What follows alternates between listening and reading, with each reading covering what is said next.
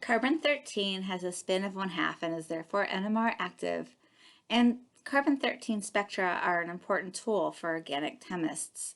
Routine carbon-13 spectra are less detailed than proton NMRs, providing only chemical shift data and the number of different types of carbons. As such, carbon-13 NMR is commonly used in addition to proton NMR for structure determination. The less complex carbon-13 NMR spectra can be beneficial in some circumstances, especially in natural product chemistry. As illustrated here by the example of cholesterol, the proton NMR has many overlapping shifts and is really difficult to interpret. The C13 NMR, however, has a greater range of chemical shifts between 0 and 150, and no splitting of peaks or signals into peaks to complicate the spectrum. Each of the 27 carbons of cholesterol is separate, visible, and assignable to a particular carbon if you wanted to do that.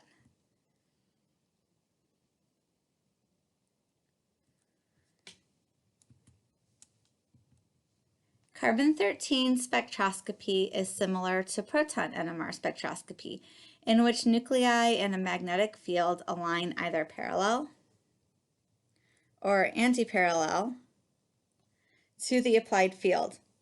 When energy in the radiofrequency range is absorbed by a proton or carbon-13 NMR in the sample, the nucleus spin flips and a signal is recorded. The energy of the electromagnetic radiation absorbed depends upon the electronic environment of the different carbon nuclei, just like with the hydrogen nuclei, giving a range of chemical shifts for carbons depending on their proximity to electron withdrawing groups and other carbons. The range of chemical shifts, as we saw in the previous slide, in a carbon-13 spectrum is much wider than a proton NMR spectrum and actually goes up to about 250 parts per million rather than the 12 parts per million that we see with the proton NMR. The result is that even small changes in chemical environment can be observed by carbon-13, so that each alkyl carbon is often a distinct peak rather than the overlapping peaks seen in the proton NMR. The frequency and amount of electromagnetic radiation absorbed by carbon nuclei also differs from that of the protons. Resonance of the carbon nucleus occurs at about 1/4 the resonance frequency of protons, and you can see that by the energy difference between parallel and antiparallel for protons compared to the carbon-13. Since the energy for resonance, in other words, going from parallel to antiparallel, is lower for carbon-13, many antiparallel spin states exist even during the relaxed state. And so during resonance, relatively few parallel spins remain to absorb energy when they are excited. The result is a less intense signal compared to the proton NMR. The sensitivity of carbon-13 is further compromised by the low natural abundance of carbon-13. Only about 1% of naturally occurring carbon is the carbon-13 isotope.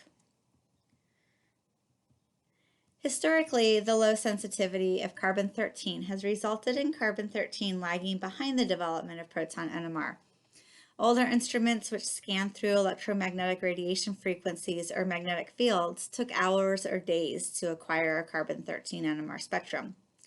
Now that we use Fourier transform NMR, which pulses all radiation of all wavelengths all at one time, carbon-13 has gotten more possible, but it can still take hours to run a spectrum. So let's look at equivalent carbons. Similarly to proton NMR, the number of signals in a carbon-13 spectrum indicates the number of different types of carbons in a molecule. Chemically equivalent carbons in a molecule are either mirror images or identical by rotation, just like with the protons. And an example of 3 carbons that are chemically equivalent are shown here. And you can see that by rotation, these 3 carbons here, here, and here are going to be the same. They're also the same if you imagined a mirror plane stuck through here. One is the is the mirror of the other. And so in that way, they are also similar, or also the same, pardon me. So one place that the idea of non-equivalent carbons becomes really handy is when we look at benzene rings. And here are three different isomers of benzene rings. We have 1,4, and actually the methyl groups are kind of hidden by the dotted line, but they're on the A carbon. We have 1,2 here where the two methyl groups are right next to each other, and then 1,3 where they are one apart. And so the separation of signals in the aromatic region of the carbon-13 NMR is greater than that of the proton NMR. And so it's actually possible to differentiate the arene isomers by using the idea of equivalent or non-equivalent carbons. So due to having two mirror planes here, there are only two types of arene carbons, one that's bonded to a methyl group and one that's not, in 1,4-dimethylbenzene. And so we see two signals being observed.